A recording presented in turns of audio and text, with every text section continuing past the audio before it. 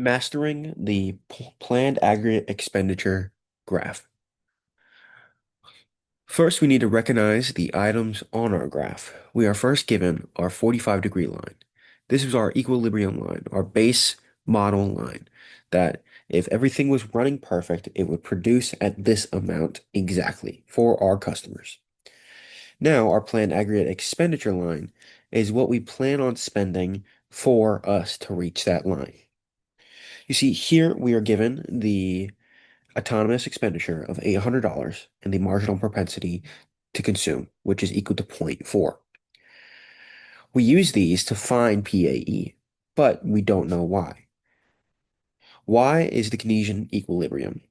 We can solve for y by setting the planned aggregate expenditure curve equal to Keynesian equilibrium. By doing that, it would give us the equation A is equal to y minus b times y. This will find our equilibrium point at which our PAE line intersects with the 45-degree line.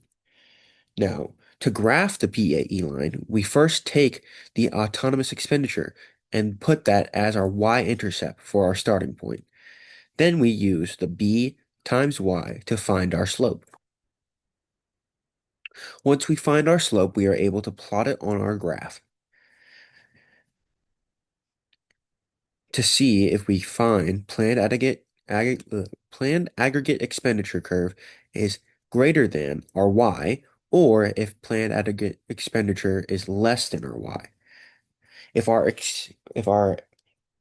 PAE is greater than our y, we then need to increase production over time because we have more inventory and more items to spend to reach our goal.